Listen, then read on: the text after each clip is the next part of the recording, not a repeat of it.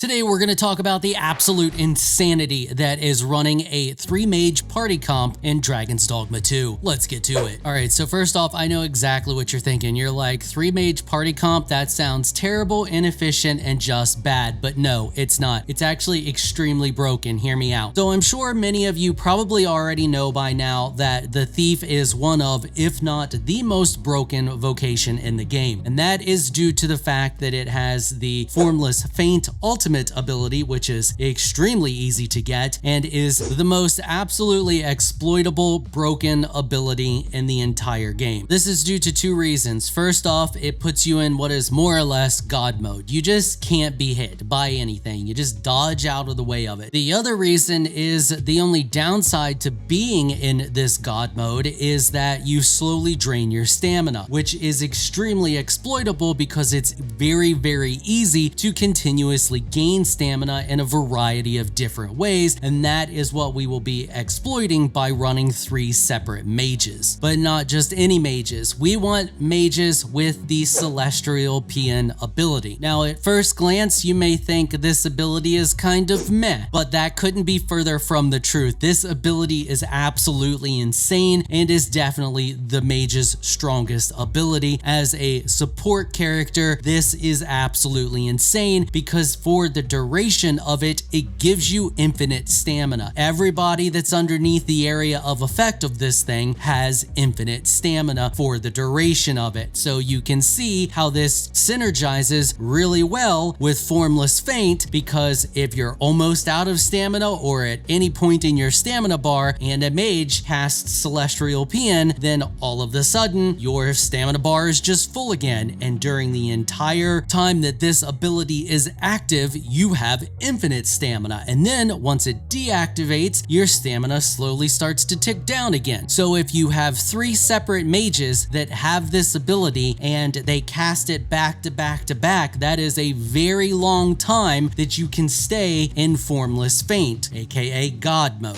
Not only that, while it is active, you can just freely spam all of your abilities without a care in the world because nothing is going to reduce your stamina while Celestial Paean is active. There's a few caveats here and a few things that you want to make sure you do. First off, you want to make sure that the 3 mages that you have don't have any attack abilities. You want them to have all buff abilities. This helps to ensure that they cast Celestial Paean as much as possible. There is some downtime between it because once they cast it, they stagger, they fall over, and it saps them of all of their stamina, so they can't cast again for a few seconds. On top of that, I think the AI just has a cooldown timer on how often it will cast this ability, but it seems random to me, so it's really hard to tell if that's definitely the case or not. So take that with a grain of salt. Another little thing that I've noticed is sometimes they'll just cast it at the same time. You'll have 2 that'll cast it at the exact same time. Sometimes this will widen the AoE of the effect as a whole. Other times they'll cast it overlapping and you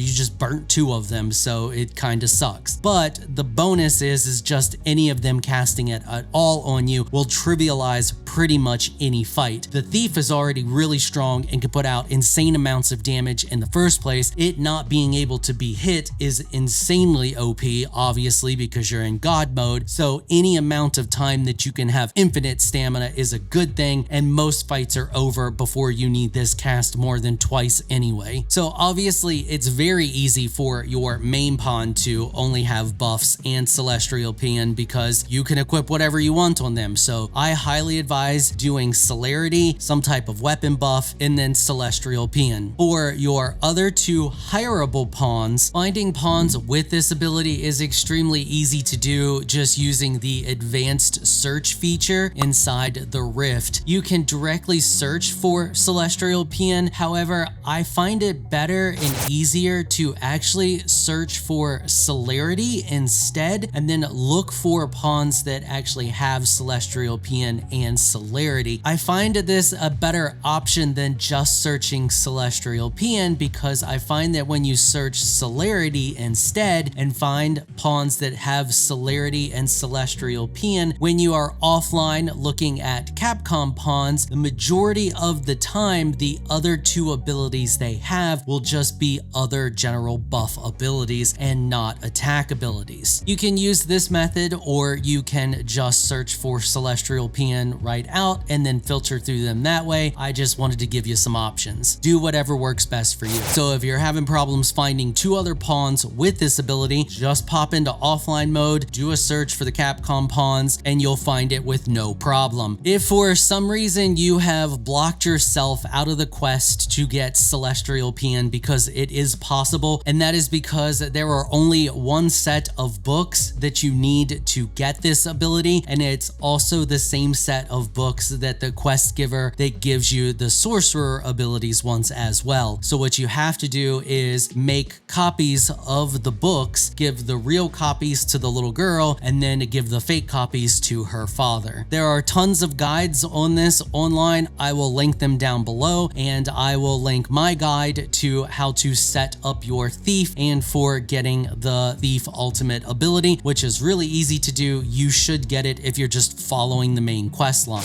A few other tips I want to mention is there are times where they just won't cast the ability. It's very rare that it happens, but I have had situations where for some reason they just won't cast it, and I've had to eat stamina pots, or they've cast it a bunch of times and the fight went a little long and they won't cast it anymore. That's rare though. A majority of the time the fight's going to be over really quickly and they're going to cast it at least 1 time during that fight. The other thing I found that helps is to just spam the help me button, and don't be afraid to let your stamina get low. I found that it seems to trigger a lot better and easier if your stamina has gotten low and you are spamming help me. It's like the AI knows you need stamina and that's the buff you need, so then that's what it casts. However, if you have plenty of stamina and you're spamming help me, they're just going to cast celerity, which is very helpful because that allows you to move faster and attack faster, and they are going to cast their healing bubble and spam the whatever buff you've given them to buff your weapon if you don't already have one. Keep in mind also that this spell takes a hot second to cast, so if they are in the thick of battle and they are getting knocked around a lot, they won't be able to cast it to help you. So some things you can do for that is to just try to get them out of the thick of battle. If you can, pick them up, throw them out of the way, something like that, or kite whatever it is that's knocking them around. For example, a dragon or a cyclops or something like that. Get its attention and kite it out of the way, away from them onto you. There's also a ring that you can get a hold of that causes enemies to want to focus on you more. Ideally, you want everything focused on you because it can't hit you anyway. So if it's focused on you, then it's not hitting them, and then they can actually cast the spell. Other things, like I said earlier, that I've noticed is sometimes they'll dual cast it because it's a long cast spell, and you can cast spells faster when you dual cast with another person. So I think that's what they're doing. And then when that happens, they will just overlap, or it'll be spread out because they tried to cast it on you. So if you've moved from one location to a little bit further, then they'll retarget and you'll get a bigger AoE that can happen, which is kind of really helpful. All right, and that's pretty much it for this one. I just wanted to make you all aware of this party comp and how absolutely insanely strong it is. Like, if you're having any problem at all with this game, then just run this party comp and main the thief for yourself. Go get Formless Feint and just absolutely destroy everything. Trust me, it's going to trivialize almost everything for you. All right, that's going to wrap it up for this one. Hopefully you all enjoyed this video. If you did, please consider hitting the subscribe button and notification bell so you can be notified when I upload other videos. And if you're looking for some more of my content, you can find a link to another one of my videos on the screen right now. I want to give an absolute massive shout out and thank you to all of my channel supporters for helping to keep these videos sponsor free. You all are absolutely amazing people. If you would like to become an official channel supporter, check out the links in the description below. If you enjoyed this video, please leave a comment down below. Let me know what you thought. If you're shy, you don't like to comment, just hit that thumbs up button and share your support. Until next time, thanks for watching.